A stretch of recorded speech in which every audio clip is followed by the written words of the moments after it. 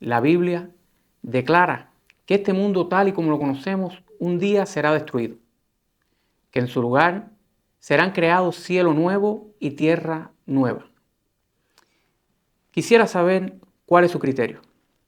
¿Usted cree que no podemos hacer nada para que este mundo en el cual vivimos traiga un poco de bendición? ¿O usted es de las personas que cree que aún en este mundo que está condenado al fracaso, a la destrucción, el cristiano puede orar, puede tener una actitud que puede mudar el rumbo, aunque sea temporariamente, de su nación? Buenas noches, hermanos. Dios les bendiga. Ese es el asunto que me gustaría tocar en esta noche. Para ello, primero quiero convidarles a un texto que está en Jeremías 29:11 y otro texto que está en Filipenses 4:5. Porque yo sé los pensamientos que tengo acerca de vosotros, dice Jehová, pensamientos de paz y no de mal, para daros el fin que esperáis. Vuestra gentileza sea conocida de todos los hombres. El Señor está cerca. En el año 587 a.C., la ciudad de Jerusalén fue tomada por el imperio babilónico. Imperio sanguinario, violento, imperio que no tenía temor de Dios en su corazón, idólatra. Ahora el profeta Jeremías le está hablando específicamente a aquellos que fueron llevados cautivos a Babilonia. Y les está diciendo a estas personas, ustedes tienen que procurar el bien de la ciudad donde ustedes han sido llevados. Tienen que procurar el bien de aquellos que los han esclavizado. Y tengo que decirle, hermanos, que en este tiempo que estamos viviendo, Dios también nos está repitiendo la misma exhortación. Dios nos está diciendo que tenemos que procurar el bien de la nación donde vivimos. Y por eso es que el apóstol Pablo, en el texto de Filipenses 4:5 que hemos leído, está exhortando a la iglesia de Filipo que su amabilidad, que su gentileza sea conocida por todos los hombres. Yo estoy seguro, hermano, que usted en algún momento ha ido a testificarle de Jesús, del amor de Cristo a alguna persona. Y muchas veces, seguramente, alguna persona usted se ha encontrado y le ha dicho que él no sigue a Jesucristo, que él no viene a la iglesia, porque un día alguien que decía que era cristiano demostró un mal testimonio. Y yo le digo, si usted que me escucha no es cristiano y por causa del mal testimonio de alguien que decía el ser cristiano y no se demostró como tal, usted no ha venido a los pies de Jesús, ahora mismo corra a los pies de Jesús. Estamos en los últimos tiempos y no merece la pena que usted pierda su alma por causa de alguien que no se comportó a la altura de Jesús. Jesús, Él te ama. Jesús nunca te ha traicionado. Entonces Jesús merece que entregues tu vida a Él. Hermanos, y nosotros como cristianos, ¿qué podemos hacer para que nuestra nación pueda cambiar? ¿Qué podemos hacer para que nuestra nación sea bendecida como mismo el profeta Jeremías exhortó al pueblo de Israel? Lo primero, nosotros los cristianos tenemos que ser ejemplo en lo que hacemos. Tenemos que ser ejemplo a la sociedad donde vivimos. Si usted es una persona que trabaja en un lugar específico, en ese lugar, usted tiene que ser una persona que tenga un buen testimonio. Usted tiene que ser una persona responsable con las tareas que allí usted desempeña. Usted debe ser puntual. Usted debe procurar tener un buen relacionamiento con sus compañeros de trabajo. Y si alguien necesita ayuda, tiene que estar dispuesto a brindarle ayuda a quien lo pueda necesitar. De esa manera podemos demostrar a las personas que no conocen a Jesús cómo es el carácter de Jesús.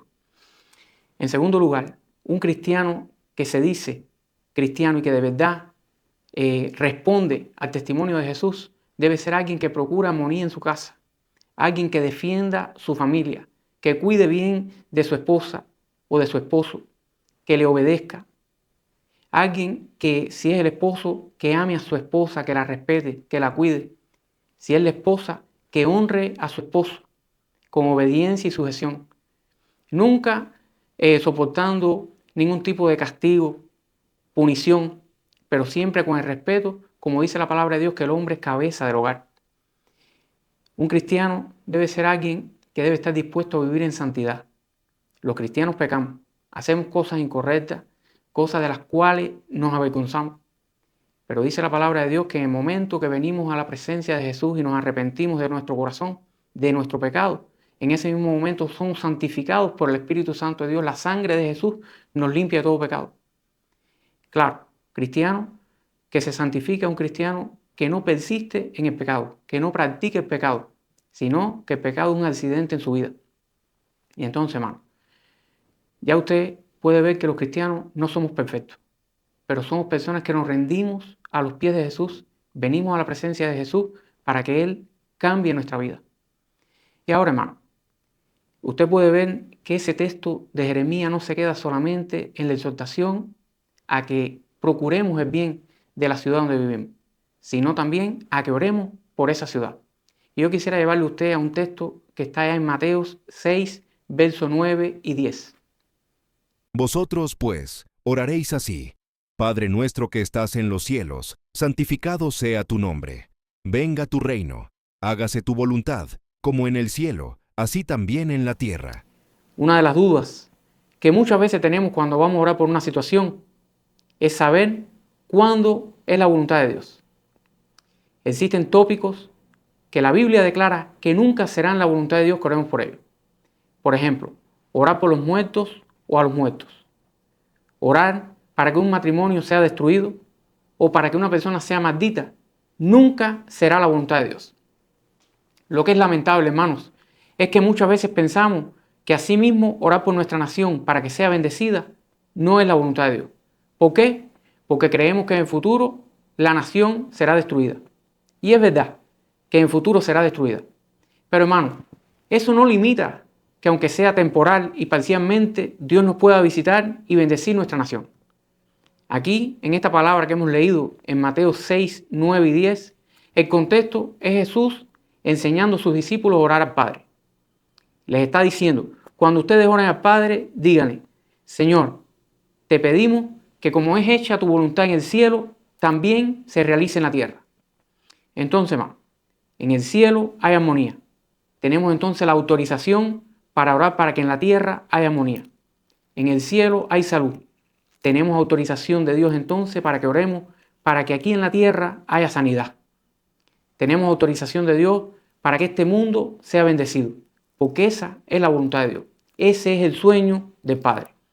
Y tengo que decirles, hermano, no crea usted que este sueño del Padre nunca se ha cumplido. Muchas veces el Padre ha visitado la tierra y ha cumplido su voluntad plenamente en la tierra. Vamos a ir allá al libro de los Hechos, capítulo 8, y quiero que usted me acompañe para que usted vea qué interesante los milagros que Dios hizo en aquella ciudad. Pero los que fueron esparcidos iban por todas partes anunciando el Evangelio. Entonces Felipe, descendiendo a la ciudad de Samaria, les predicaba a Cristo. Y la gente, unánime, escuchaba atentamente las cosas que decía Felipe, oyendo y viendo las señales que hacía. Porque de muchos que tenían espíritus inmundos, salían estos dando grandes voces, y muchos paralíticos y cojos eran sanados. Así que había gran gozo en aquella ciudad. Samaria es una ciudad que se encuentra alrededor de 150 kilómetros de Jerusalén. Los judíos y los samaritanos eran enemigos irreconciliables. ¿Qué fue lo que sucedió? La iglesia que había surgido en Jerusalén comenzó a ser perseguida. Y los cristianos comenzaron a salir huyendo de Jerusalén, pero a todos los pueblos aledaños que llegaban predicando el mensaje de salvación. Samaria llegó Felipe el profeta. Felipe comenzó a declarar la palabra de Dios para aquellas personas, comenzó a exhortar a aquellas personas que se arrepintieran. Ellos escucharon el mensaje, se arrepintieron, se bautizaban en el nombre de Jesucristo. Dice la Biblia que traían todos los enseres, libros de magia, de brujería, y los quemaban en plaza pública. ¿Usted cree, hermano, que este es el único avivamiento que ha acontecido en la historia? Para nada. Son muchos los avivamientos que han ocurrido en la historia. Muchas las veces que el cielo ha visitado la tierra. Gales, 1904. Dios usó a un hombre llamado Evan Roberts, un joven que comenzó a predicar la palabra de Dios en las calles, en las iglesias. Comenzó a predicarle a los mineros. ¿Y qué sucedió? Sucedieron milagros de Dios. Los bares, las tabernas comenzaron a cerrar. Los jueces ya no tenían trabajo que hacer, porque no habían bandidos, no habían ladrones. Las mujeres en las calles, las prostitutas, venían convertidas a los pies de Jesús, arrepentidas. Los mineros, que normalmente tenían una reputación de ser personas duras, de ser personas incrédulas, se tornaban creyentes y sensibles al Espíritu Santo de Dios. Otra historia bien interesante. Florencia, 1492. Allí Dios usó a un hombre llamado Savonarola. Savonarola era un monje que se había dedicado al servicio de Dios. Él primero era médico y Dios lo llamó aún siendo médico, y él aceptó el reto, el llamado de Dios. Y llegó a la ciudad de Florencia, que era la ciudad más corrupta que existía en la Edad Media. Ciudad que es la cuna del renacentismo, pero asimismo era perversa y abundaba el vicio en las calles. En 4 años, Savonarola, Dios lo usó para que estableciera una teocracia en aquella ciudad. Las personas abandonaban sus hábitos corruptos, abandonaban sus vicios, abandonaban su vida antigua y venían rendidas a los pies de Jesús. Son los milagros que Dios hace. Savonarola, desgraciadamente, murió en la hoguera en el año 1496, pero su legado quedó en aquella ciudad. La semilla que había sembrado en los corazones de aquella ciudad permaneció hasta hoy. ¿Por qué? Porque cuando el cielo visita la tierra, acontecen milagros. Porque la voluntad de Dios es que su voluntad que es hecha en el cielo también se haga en la tierra. Retomando la pregunta con la cual comenzamos esta meditación. ¿Será que podemos aspirar a que Dios bendiga nuestra tierra? La respuesta, mi hermano, es sí. Podemos aspirar a que Dios bendiga y visite esta tierra, pero depende en gran manera de nuestra actitud como cristianos. Que seamos capaces de cuidar el testimonio de Jesús. Que seamos personas capaces de mantener la armonía en nuestra familia, en nuestra iglesia con nuestros hermanos y también aún con aquellos que no conocen a Jesús. Que seamos personas dispuestas a mantener la santidad. Que luchemos por mantener la integridad delante de Dios. Y que creamos en aquella oración que Jesús hizo. Que sea establecido como en el cielo, también sobre la tierra, el reino de Dios. Eso quiere decir que como en el cielo hay sanidad, también oraremos en la tierra para que Dios sane a las personas.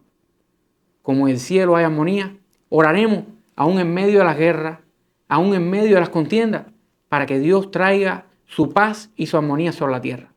Porque ese es el sueño de Dios. Porque esa es una oración hecha conforme a la voluntad de Dios. Recuerde, hermano, que ya muchas veces el cielo ha visitado la tierra. Como ocurrió en Samaria, como ocurrió en Gales, como ocurrió en Florencia. Que también acontezca en este tiempo con nosotros.